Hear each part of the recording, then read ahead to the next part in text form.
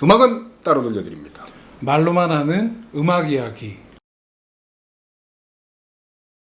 지난 시간에 마지막에 얘기했던 꼬꼬무 곡이 색소포니스트 제임스 무디가 1949년에 스웨덴의 스톡홀름에서 녹음한 발라드 연주였는데 I'm in the mood for love를 가지고 이제 이야기를 하기 시작했었죠. 오늘 이제 그 연결편인데 그 제임스 무디가 연주한 I'm in the mood for love는 이제 즉흥 연주 색소폰 솔로죠. 그 음가가 너무 좋았는지 3년 후에 거기다가 가사를 붙일 정도였다고 말씀드렸었죠. 에디 제퍼슨이라는 가수가 색소폰 솔로에 가사를 붙였는데 이게 바로 보컬리즈의 시작이었다고 말씀드렸고, 새로 붙여진, 이렇게 새로 노래가 한 곡이 탄생을 했는데 I'm in the mood for love를 통해서 새로 만들어진 곡의 작곡은 제임스 무디가 되는 거고 가사의 작사는 에디 제퍼슨이 되는 건데, 이 노래 제목이 새로운 제목으로 이제 불려지게 되는데 그게 Moody's Mood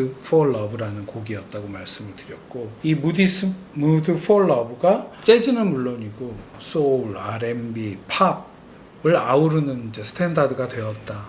이렇게 이야기를 끝맺었었는데 오늘 173번째 꼬꼬무 곡은 Moody's Mood for Love, 그 곡의 다른 버전으로 한번 연결을 해보려고 합니다. 조지 벤슨 Give Me the Night이라는 1980년 앨범에 있는 Moody's Mood, 여기서는 For Love를 빼고 Moody's Mood라고 발표를 했는데 그 곡으로 한번 연결해 보겠습니다. 조지 벤슨이 사실 저로 재즈로 이끈 뮤지션 중에 한 명이에요. 76년인가에 브리징 앨범, 브리징 앨범 중에 This Masquerade, 예. 전 세계적인 히트가 됐었죠. Give Me the Night은 이게 사실 앨범 타이틀 동명의 이 곡이 또 전 세계적인 히트곡이 그렇죠. 됐었죠. 70년대 후반 80년대 제 젊은 시절의 추억이 가득 옮겨져 있는 곡들, 뮤지션이라서 저 아주 행복했습니다. 네. 네, 감사합니다. 조지 벤슨에 대해서 이야기를 하면서 시작해 보려고 하는데, 기타리스트이자 보컬리스트 그리고 작곡에도 능했던 그런 전천후 뮤지션이죠. 소울 재즈, 재즈 퓨전, R&B, 소울, 디스코, 펑크, 팝, 이게 수많은 장르를 망라하는 또 다른 의미에서의 어떤 전천후 뮤지션의 대명사 같은 분인데, 그런 생각을 하게 되는데, 흔한 말이지만 신은 이분한테 너무 여러 가지를 주셨다, 뭐 이런 다재다능한 뮤지션인데요.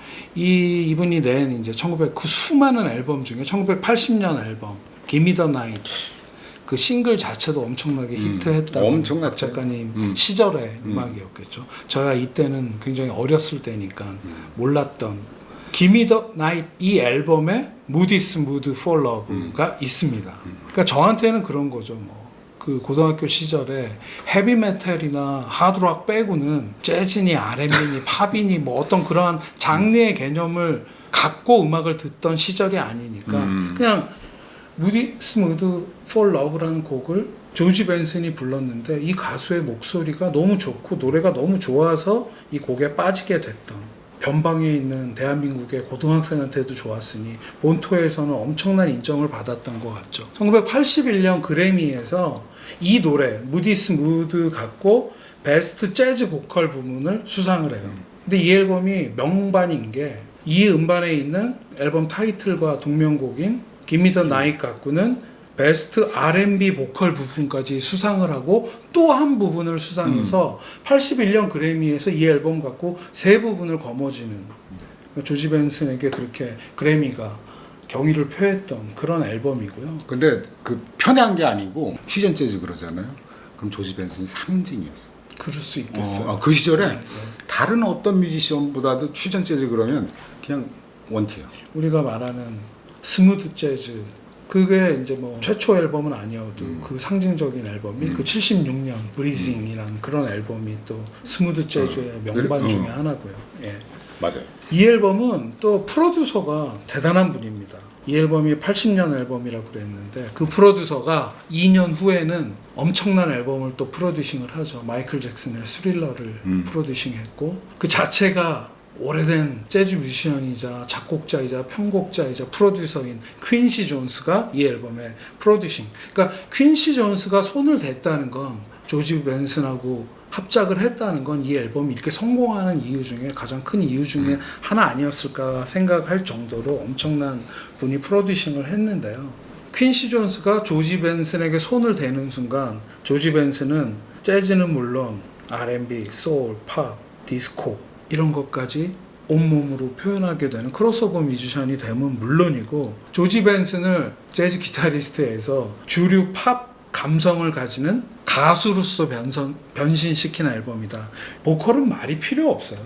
들으면 조지 벤슨 그런 알 수 있는 그러한 어떤 선명한 자기 개성을 가진 그런 앨범이고 그 특유의 부드럽고 유려한 그 보컬로 그러니까 이 재즈곡이었던 이 곡을 굉장히 세련된 R&B, 소울곡으로 변신시켰다. 퀸시 존스와 함께 그런 의미가 있는 거고요. 그 당시 인기 있던 여가수 패티 오스틴이 보컬을 피처링함으로써 팝으로서 R&B 곡으로서 이 완성도가 아주 완벽해지는 아주 훌륭한 곡이다라고 생각하시면 될 것 같고 이 에디 제퍼슨이 1952년도에 제임스 무디의 솔로 색소폰 솔로에 가사를 붙여서 만든 그 가사를 한번 살펴보면은 사랑에 빠졌을 때 그 벅차오르고 상대방에 대한 그런 감정을 서로에게 고백하는 1절은 남자가 여자에게 2절은 여자가 남자에게 고백하는 그런 남녀 듀엣스러운 가사를 갖고 있는 도입부의 조지 벤슨의 목소리로 There I go, there I go, there I go 이거를 쫙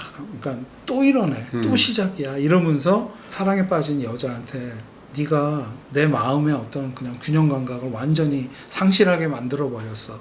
이렇게 시작하는 그런 고백의 이야기인데요. 저 같은 경우에는 이 노래를 몇십 년 가끔씩 듣지만 편곡이 정말 이게 퀸시 존스의 훌륭함 중에 하나인데 퀸시 존스의 편곡에다가 조지 벤슨의 보컬이 딱 얹어지니까 언제 들어도 그러니까 저는 이걸 처음 팝으로 받아들였지만 그 다음에 음악을 알아가면서 이게 어떤 장르라고 얘기하던가 훌륭한 곡이다 그런 얘기를 좀 말씀드리고 다음으로 넘어가기 전에 퀸시 존스가 이 앨범 1980년에 프로듀싱을 해놓고 1995년 앨범 이름이 큐스 주크 조인트라는 앨범인데요. 이 앨범에서 이 무디스 무드 폴 러브를 자신의 버전으로 다시 한번 발표를 해요.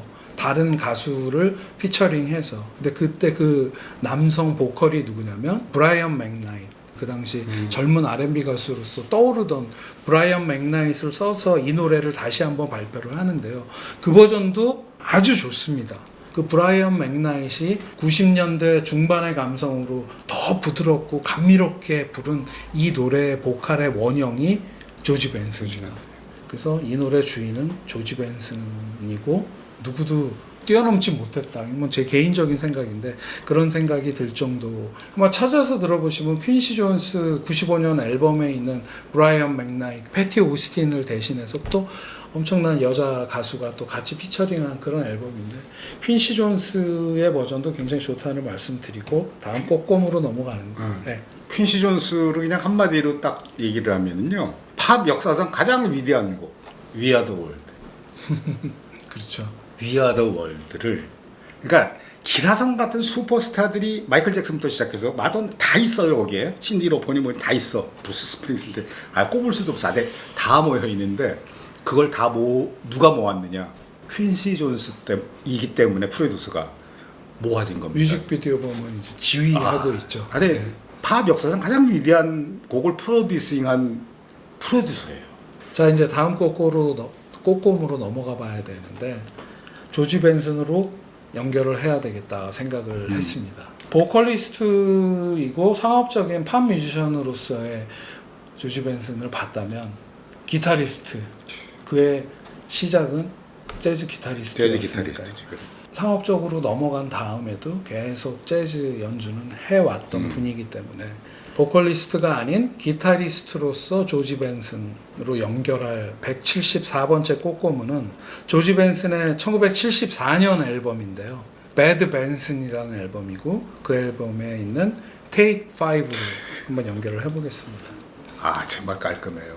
그 인터뷰 찾아보니까 조지 벤슨이 이제 본격적으로 기타리스트로서 나선 게 15살이래요. 그때부터 클럽 공연을 시작했다고 하고요. 이분이 1943년생이니까 15살이면은 50년대 후반쯤에 이제 본격적으로 음악을 시작한 거고요. 첫 솔로 앨범이 64년에 나오는데 The New Boss Guitar of 조지 벤슨이란 앨범을 내면서 본격적으로 시작을 했고, 이 앨범이 1974년 앨범이니까 이 배드 벤슨이란 앨범이요. 앨범 데뷔 한 10년 차에 낸 앨범인데, 조지 벤슨의 기타리스트로서 가장 훌륭한 앨범이라고는 말씀드릴 수 없을 것 같은데, 74년 내기 전에 71년도 앨범이 하나 있는데 Beyond the Blue Horizon이라는 앨범이 있는데 거기서 기타리스트로서 고점을 쳤다고 생각하는데, 굉장히 엄청난 즉흥 연주와 기타리스트로서의 어떤 그 능력을 유감없이 발휘를 한 적이 있는데, 오늘 제가 배드 벤슨 앨범으로 연결한 이유는 다분히 개인적인 이유인데, 재즈 처음 듣던 시절에 이 앨범을 접하고 이 테이크 5를 들으면서 와, 조지 벤슨 되게 좋은데? 내가 알던 조지 벤슨이 아니구나. 단음 위주의 싱글노트로 멜로디가 잘 살아있고요, 깔끔한 기타 연주가 담겨 있어서 이 앨범 이 곡으로 한번 연결을 해보려고 하는데, 테이크 5는 데이브 브루백 쿼텟이 1959년 그 명반 타임아웃, 그 유명한 테이크 5를 조지 벤슨이 자신만의 방식으로 아주 그루비한 연주와 편곡으로 잘 소화하고 있는데요. 그 함께하는 동료들과의 호흡도 아주 좋고요. 그 상업적으로 팝 스타일로 전향하기 이전에 기타리스트로서 낸 순수한 기타 앨범 중에 한 앨범이다, 이렇게 생각을 하시면 될 것 같고요. 기타리스트 조지 벤슨이 연주하는 테이크 5는 굉장히 맛깔나다. 그러니까 원곡이 워낙 넘사벽의 히트곡이어서 어떤 평론가가 이런 말을 했던데, 원곡의 4분의 5박자의 리듬 그루브가 완벽하게 살지 않아서 좋은 연주는 아니다 그랬는데, 관점 차이니까. 근데 그렇지. 저한테는 이 기타 연주는 물론이고 함께 연주하는 뮤지션들이 오늘날까지 살아계신 분들이 많아요. 거의 다 살아계신데 완전히 지금은 원로 레전드가 되신 분들인데, 그분들과 함께 만들어내는 이 리듬이 엄청나다고 생각하는데, 베이시스트는 론 카터, 지금도 앨범 내고 계시죠. 그리고 드러머는 스티브 갭, 뭐 팝, 락, 재즈, 블루스, 뭐 손 안 대는 적이 없는 그런 전설의 스티브 겟이 이 두 분이 안정적인 리듬을 만들어내고요. 그리고 여기 또 한 명의 기타리스트가 참여를 하는데 필 업처치라는 이분도 뭐 레전드 기타리스트인데, 이분이 여기서 리듬 기타를 치고 있는데 이 리듬이 어쩌면 더 좋게도 느껴져요. 조지 벤슨의 리드 기타도 있지만 이 밑에 깔리는 이 필 업처치의 굉장히 맛깔나는 그 리듬 기타가 또 한 몫을 차지하고 있다. 중반 이후에 피아노 솔로가 나오는데, 피아노가 이제 어쿠스틱 피아노는 아니고 일렉트릭 피아노인데, 그 피아니스트가 케니 베런이 젊은 시절에 이 앨범에 참여해서 역시 맛깔나는 그러한 피아노 솔로를 들려주고 있고요. 기타리스트로서의 조지 벤슨을 만나기 딱 좋은 연주다.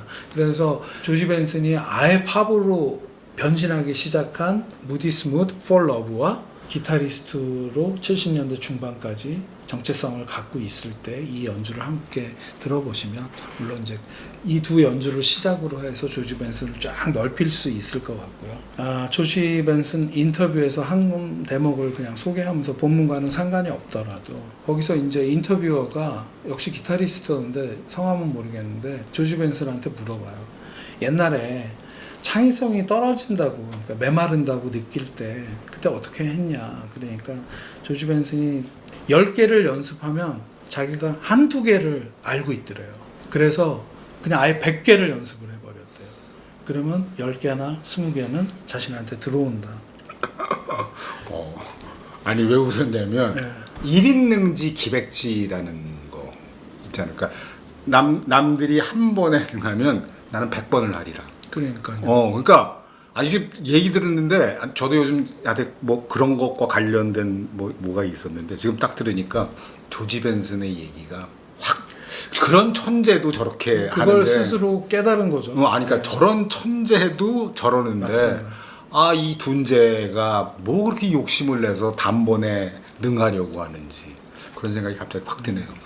그러면서 조지 벤슨이 덧붙이는 말이 있는데, 스스로 최대한 연습을 통해서 많은 음악 재료를 모으고 악기와 친한 상태로 계속 지내는 것이 가장 중요하다 뮤지션에게. 자기는 그걸 연습이라고 말하고 싶지 않다. 그냥 악기와 친해지기라고 부른다.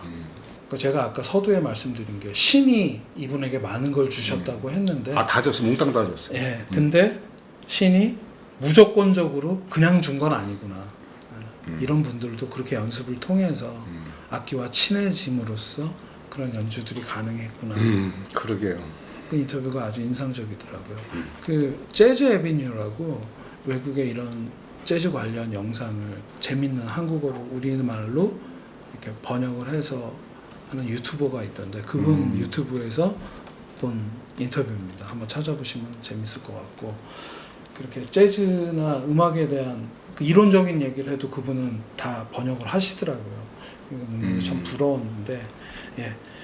이렇게 조지 벤슨 얘기를 마지막으로 오늘은 마치겠습니다. 네.